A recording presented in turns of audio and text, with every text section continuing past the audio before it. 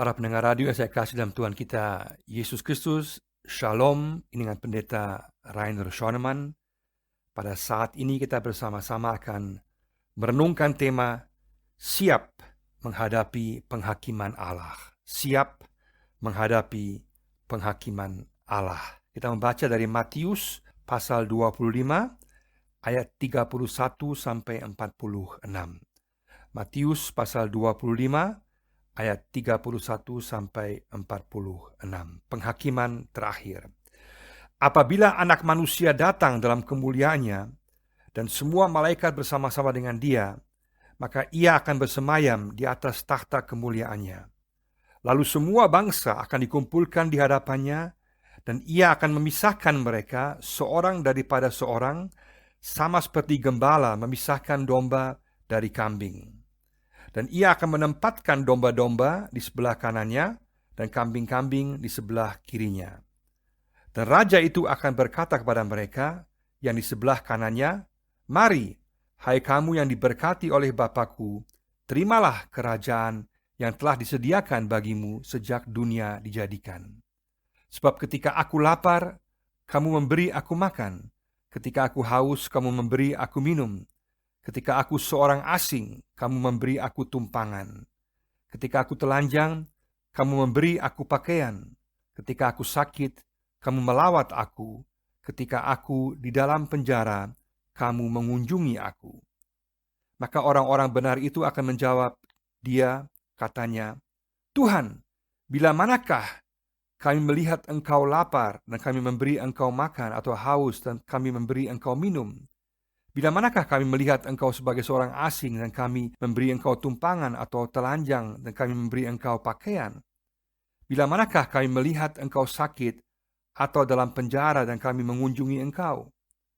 Dan raja itu akan menjawab mereka, "Aku berkata kepadamu, sesungguhnya segala sesuatu yang kamu lakukan untuk salah seorang dari saudaraku yang paling hina ini, kamu telah melakukannya untuk aku." Dan Ia akan berkata juga kepada mereka yang di sebelah kirinya, "Enyahlah dari hadapanku, hai kamu orang-orang terkutuk, enyahlah dalam api yang kekal yang telah sedia untuk iblis dan malaikat-malaikatnya. Sebab ketika aku lapar, kamu tidak memberi aku makan. Ketika aku haus, kamu tidak memberi aku minum. Ketika aku seorang asing, kamu tidak memberi aku tumpangan. Ketika aku telanjang, kamu tidak memberi aku pakaian. Ketika aku sakit dan dalam penjara, kamu tidak melawat aku." Lalu mereka pun akan menjawab dia, katanya, "Tuhan, bila manakah kami melihat engkau lapar atau haus atau sebagai orang asing atau telanjang atau sakit atau dalam penjara dan kami tidak melayani engkau?" Maka Ia akan menjawab mereka, "Aku berkata kepadamu, sesungguhnya segala sesuatu yang tidak kamu lakukan untuk salah seorang dari yang paling hina ini, kamu tidak melakukannya untuk aku." Dan mereka ini akan masuk ke tempat siksaan yang kekal, tetapi orang benar ke dalam hidup yang kekal. Siap menghadapi penghakiman Allah. Dalam bagian ini Yesus dengan sangat tegas dan sangat jelas berbicara mengenai fakta penghakiman Allah di masa yang akan datang. Kalau kita melihat konteksnya, ada 3 perumpamaan sebelumnya di mana Yesus berbicara mengenai perumpamaan tentang hamba yang baik dan hamba yang jahat. Dia menekankan bahwa Sang Tuhan akan datang lebih cepat daripada yang disangka-sangka. Juga dalam perumpamaan tentang gadis yang bijak dan bodoh, dia menggambarkan bahwa mempelai datang lebih lambat daripada yang disangka-sangka. Dan kemudian dia memberikan perumpamaan tentang talenta, di mana setiap orang percaya, orang pengikut Yesus, dipanggil untuk menggunakan segala pemberian Tuhan secara bertanggung jawab di hadapan Tuhan. Artinya, setiap orang percaya dipanggil untuk mempertanggungjawabkan kehidupannya dan apa yang telah Tuhan berikan kepadanya di hadapan Tuhan. Ini hal yang sangat serius bahwa Yesus berbicara bahwa kita dipanggil untuk menyiapkan diri, untuk fokus kepada hal-hal yang utama, hal-hal yang penting, yang berlaku kekal. Itulah yang harus menjadi pokok fokus pikiran kita dan juga tindakan kita supaya kita melakukan sesuai dengan kehendak Tuhan. Karena itulah yang akan berlaku di hadapan Tuhan, berlaku dalam penghakiman Allah, dan juga berkenan di hadapan Allah. Maka waktu penantian ini juga gambaran akan kehidupan kita saat ini yang merupakan sebuah penantian untuk menghadapi penghakiman Allah. Kematian pasti akan datang. Setiap kita akan mengalami kematian, atau juga Yesus pasti akan datang kembali. Maka kita harus siap untuk menghadapi penghakiman Allah. Berarti yang penting, yang utama harus menjadi yang utama, yang sampingan menjadi hal yang sampingan. Sehingga Yesus menekankan dalam bagian terakhir ini betapa pentingnya kita menyiapkan diri siap untuk menghadapi penghakiman Allah. Ada 3 hal penting dalam bagian ini yang Yesus jelaskan. Ada 3 bagian penting. Yang pertama adalah kepastian kekuasaan dan penghakiman Yesus. Kepastian kekuasaan dan penghakiman Yesus. Di sini Yesus memberikan sebuah gambaran tentang seorang raja yang duduk di atas tahtanya, dan dia menggambarkan dirinya sebagai raja itu yang duduk sebagai hakim, yang memerintah, yang berkuasa atas dunia. Dia menggambarkan bagaimana semua bangsa berkumpul, sebagaimana sebuah kawanan domba yang besar dan juga kawanan kambing yang besar yang kemudian dikumpulkan di hadapan takhta Allah. Dan kemudian terjadi suatu pembagian, yaitu domba di sebelah kanan dan kambing-kambing di sebelah kiri dari tangannya. Menggambarkan bahwa gambar tangan kanan adalah tangan penerimaan, sedangkan tangan kiri adalah tangan penolakan. Artinya apa yang dihargai Tuhan adalah mereka yang melakukan kehendak Tuhan. Gambaran ini merupakan gambaran yang sangat umum pada waktu itu. Kenapa? Karena pada siang harinya memang benar domba dan kambing mereka ada di padang rumput secara bersama-sama, tapi pada malam hari domba dan kambing dipisahkan karena kambing membutuhkan kehangatan sedangkan domba membutuhkan udara yang segar. Sehingga gambaran bahwa terjadi pemisahan antara domba dan kambing adalah gambaran yang umum pada waktu itu di masa zaman Israel, dan juga gambaran tentang bahwa memisahkan lalang dari gandum. Dan di sini sangat jelas bahwa Yesus memulai dengan mengatakan apabila anak manusia datang dalam kemuliaannya. Yesus menyamakan dirinya dengan anak manusia yang akan duduk di atas takhta Allah, yang akan memerintah dan akan menghakimi dunia ini. Kalau kita lihat dalam Daniel pasal 7, sangat jelas bahwa anak manusia digambarkan sebagai bersifat ilahi, sebagai seorang penguasa dan juga seorang hakim. Juga Yesaya pasal 9 ayat 1-7 menggambarkan anak manusia sebagai yang membawa keselamatan bagi bangsanya, bagi dunia ini dalam keadilan, dan juga akan berkuasa dan memerintah dalam keadilan atas dunia ini. Dan Yesus sendirilah sekarang di sini menggambarkan dirinya sebagai penyelamat dunia, sekaligus juga sebagai hakim dunia ini yang akan menghakimi dunia secara adil. Yesus memahami dirinya sebagai penggenapan dari segala janji-janji perjanjian lama tentang Sang Mesias yang sekarang telah digenapi dalam diri pribadi Yesus. Dan sekarang di sini gambarannya adalah di akhir zaman, pada saat penghakiman akan nampak nyata bagi semua bahwa Yesuslah yang berkuasa. Dialah Sang Raja, dialah Sang Hakim. Firman-Nya, kata-katanya yang menentukan keselamatan atau tidak. Maka pada saat ini banyak orang masih menolak Yesus, banyak orang tidak mengenal Yesus. Tapi pada akhirnya akan nampak dengan jelas bahwa Yesus yang berkuasa dan yang memerintah. Itulah gambaran kepastian, kekuasaan, dan penghakiman Yesus. Maka Yesus ingin menekankan kepada setiap orang bahwa kita harus sungguh-sungguh tahu bahwa kekuasaan Yesus, penghakiman Yesus akan pasti datang. Oleh sebab itu, kita semua harus siap menghadapinya. Harus hidup sesuai dengan perintahnya, sesuai dengan kehendaknya, sesuai dengan nilai-nilai kerajaan Allah. Karena hanya itulah yang akan berlaku dalam dunia selanjutnya, dalam kehidupan yang kekal.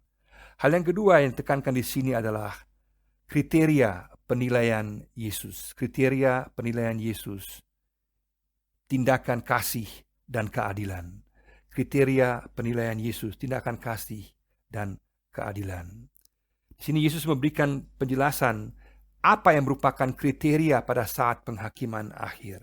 Dikatakan bahwa Yesus memisahkan domba dari kambing, berarti dari orang yang percaya, orang yang sungguh-sungguh setia mengikut kepadanya, orang yang melakukan kehendaknya, dengan memisahkan mereka dari mereka yang tidak percaya dan tidak setia untuk melakukan kehendak Tuhan. Inilah gambaran utama bahwa ada pemisahan yang terjadi, dan kriteria yang terjadi di sini adalah sejauh mana seseorang sungguh-sungguh setia dalam mengikuti perintah Yesus. Artinya, yang sungguh-sungguh peduli kepada orang lain, yang memperhatikan kebutuhan orang lain, yang memperhatikan mereka yang menderita. Di sini ada 6 gambaran yang diberikan, soal makan, soal minum, soal pakaian, soal merawat, soal mengunjungi. Semua gambaran ini adalah gambaran yang mewakili kepedulian atau melakukan tindakan kasih, tindakan sosial diakonia, dan juga tindakan keadilan secara nyata. Itulah yang Yesus inginkan. Yesus ingin menekankan bahwa setiap orang percaya bukan hanya secara teori beriman, bukan hanya menerima Yesus sebagai juru selamat, tapi juga harus menghidupi secara praktis kehidupan iman dengan menyatakannya dalam tindakan kasih, memperhatikan orang lain. Dan pada saat kita memperhatikan orang lain, peduli orang lain, melakukan pelayanan sosial diakonia, pastoral, dan segala jenis pelayanan kepada orang lain, itu berarti kita sedang melayani Yesus. Karena kasih bukan bersifat abstrak, kasih bersifat nyata, harus dapat dirasakan, sehingga kehadiran kita sebagai orang percaya, juga sebagai jemaat Tuhan, sebagai gereja Tuhan, harus dirasakan dalam tindakan kasih, dalam lingkungan di mana kita berada, khususnya kepada orang-orang yang membutuhkan pertolongan. Ini berarti ada tugas yang sangat utama, yaitu pelayanan sosial diakonia, bagi setiap kita secara pribadi, tapi juga gereja secara keseluruhan. Berarti sosial diakonia harus sungguh-sungguh diperhatikan. Dan juga setiap orang percaya yang duduk dalam pemerintahan, yang berada dalam posisi kekuasaan di tengah-tengah dunia ini, harus sungguh-sungguh memperhatikan suatu pemerintahan yang adil, yang memperhatikan kebutuhan orang miskin, orang sakit, dan semua mereka yang membutuhkan pertolongan. Sehingga ke-6 contoh ini hanya merupakan contoh saja, tapi sebenarnya tindakan kasih kita jauh lebih banyak jumlahnya, jauh lebih banyak detailnya, rinciannya, dan ciri khasnya sesuai dengan konteks kehidupan kita masing-masing. Dan sangat menarik bahwa hal tindakan kasih ini, yang nyata ini, dalam kepedulian terhadap orang lain, menjadi kriteria, menjadi syarat untuk kita diterima oleh Tuhan, sehingga kita dianggap sebagai orang-orang yang diberkati. Maka diberkatilah mereka yang bukan hanya percaya, bukan hanya beriman pada Yesus, tapi sungguh-sungguh juga melakukan tindakan kasih dalam kehidupan nyata. Jadi sekali lagi, bukan hanya soal iman secara dogmatis dengan mempercayai bahwa Yesuslah juru selamat, Yesuslah Tuhan, semua itu benar. Tapi juga yang utama adalah sebuah iman yang hidup, sebuah iman yang hidup, yang nyata dalam tindakan praktis. Ini juga sesuai dengan perjanjian lama. Dalam Mika pasal 6 ayat 8 dikatakan bahwa manusia dipanggil untuk melakukan kebenaran keadilan, karena itulah yang dikehendaki oleh Tuhan. Jadi tindakan kasih, tindakan keadilan merupakan kehendak Tuhan. Juga dalam surat Yakobus bertanya dalam Yakobus 1 ayat 27, apa gunanya kalau kita memiliki iman tetapi tidak memiliki perbuatan? Apakah iman kita dapat menyelamatkan kita? Dan kemudian dikatakan juga dalam Yakobus 2:26 bahwa iman tanpa perbuatan adalah mati.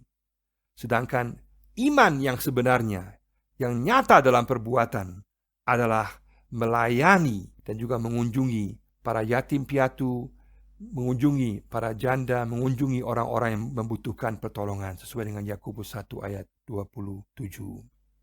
Di sini nampak jelas bahwa para penulis perjanjian baru, para murid Yesus, menekankan bahwa iman harus selalu menjadi nyata dalam tindakan. Tidak ada iman yang hanya bersifat teoritis saja, tapi iman harus kemudian menjadi nyata dalam tindakan, dalam perbuatan. Tapi apakah benar sekarang kita diselamatkan karena perbuatan kita? Tidak. Kita tahu bahwa Paulus katakan dalam Efesus 2 ayat 8 dan 9, dia katakan bahwa Kita diselamatkan karena anugerah Allah, sehingga kita tidak bisa membanggakan diri kita sendiri. Bukan perbuatan kita yang menyelamatkan kita, tetapi anugerah Allah yang menyelamatkan kita, yang kita terima dalam iman. Tapi pada saat yang sama, Paulus juga berbicara bahwa kita harus menyatakan iman kita dalam buah-buah kasih sesuai dengan Galatia pasal 5. Kita harus perhatikan di sini bahwa jangan kita mempertentangkan antara Paulus dan Yakobus atau juga pernyataan Yesus di sini dengan pernyataan Paulus karena konteksnya berbeda. Karena Paulus berbicara tentang orang-orang yang mengatakan bahwa seolah-olah hanya perbuatan kita atau hanya mengikuti hukum Taurat dapat menyelamatkan kita. Maka Paulus katakan tidak bisa. Hanya iman kepada Yesus yang menyelamatkan kita. Tapi iman pada Yesus kemudian harus menjadi nyata dalam tindakan kasih. Yesus juga katakan dalam Yohanes 14 ayat 6 bahwa dialah jalan kebenaran dan hidup. Dan hanya mereka yang sungguh-sungguh percaya kepadanya yang dapat datang kepada dia, dapat mengalami keselamatan. Artinya, iman selalu merupakan iman yang nyata dalam perbuatan. Sehingga iman menjadi konkret, menjadi praktis dalam kehidupan sehari-hari kita. Itulah iman yang Tuhan kehendaki. Jelas, kita tidak pernah akan sempurna karena keberdosaan kita, karena kegagalan kita secara manusia. Tapi yang menentukan di sini bahwa Yesus ingin menekankan bahwa kriteria hal yang menentukan dalam penghakiman Allah adalah tindakan kasih kita, iman kita yang kemudian menjadi nyata dalam perbuatan kita. Bukan hanya teori, tapi sungguh-sungguh praktek.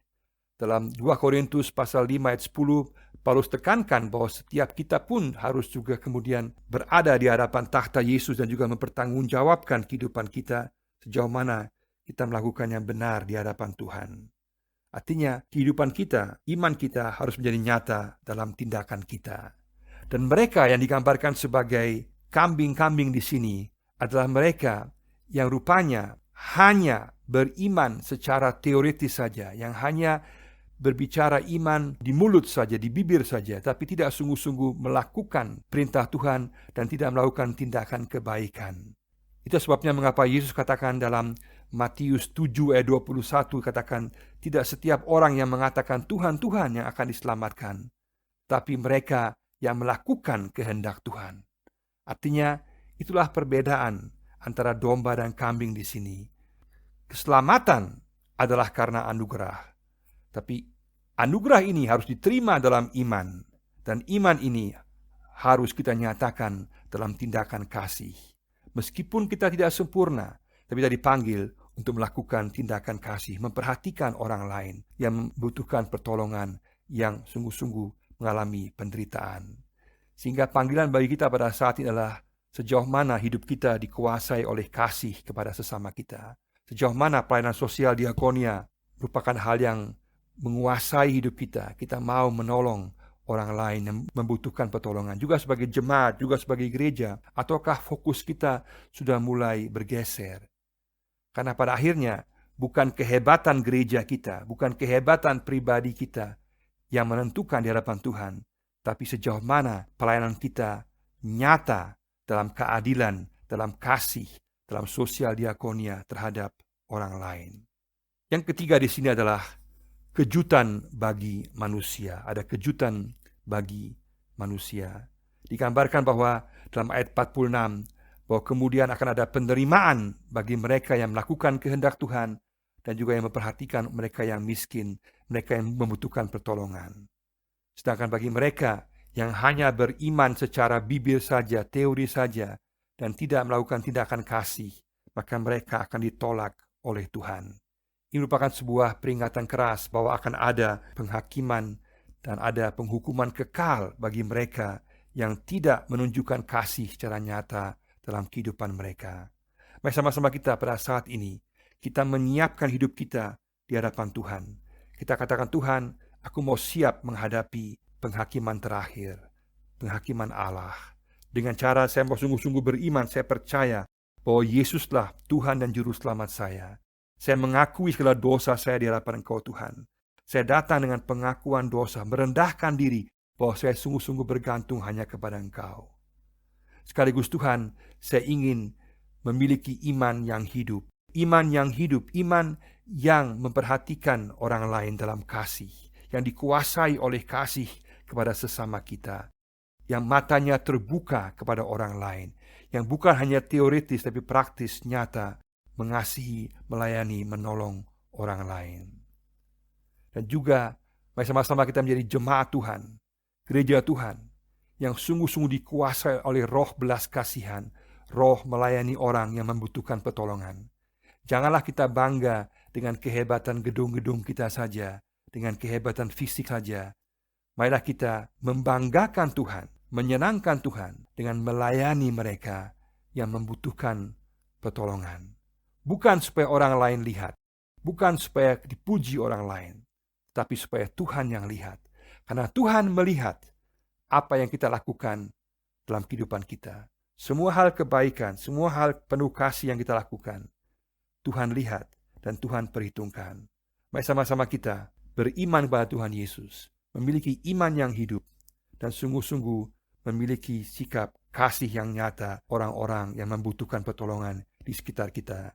Kita berdoa, Tuhan, bukalah mata saya, di mana saya pada hari ini, dan juga di hari-hari ke depan ini, dan juga selamanya, mata saya selalu terbuka untuk mau melakukan tindakan kasih kepada setiap orang yang membutuhkan pertolongan. Berikanlah pada saya hikmat, kemampuan untuk bisa mengasihi dan melakukan yang benar. Juga berdoa Tuhan untuk semua jemaat-jemaat Tuhan, gereja-gereja Tuhan di seluruh dunia, supaya mereka semua kembali untuk menekankan pentingnya pelayanan sosial diakonia, pelayanan kasih yang nyata, supaya orang-orang merasakan kasih Yesus secara nyata. Mari sama-sama kita menyiapkan diri kita akan penghakiman Tuhan, karena kekuasaan dan penghakiman Yesus pasti akan datang. Kriteria penilaiannya adalah jelas. Tindakan kasih kita, iman kita yang hidup, yang nyata dalam tindakan kepedulian kepada orang-orang yang membutuhkan pertolongan. Dan kejutan bagi manusia juga akan datang, bahwa akan ada penerimaan kekal dan akan ada penghukuman kekal. Marilah sama-sama kita katakan, Tuhan, aku rindu menjadi domba yang diberkati oleh Tuhan. Domba yang melakukan tindakan kasih yang kemudian diterima oleh Tuhan kekal selama-lamanya. Kiranya Tuhan memberkati kita semua. Amin.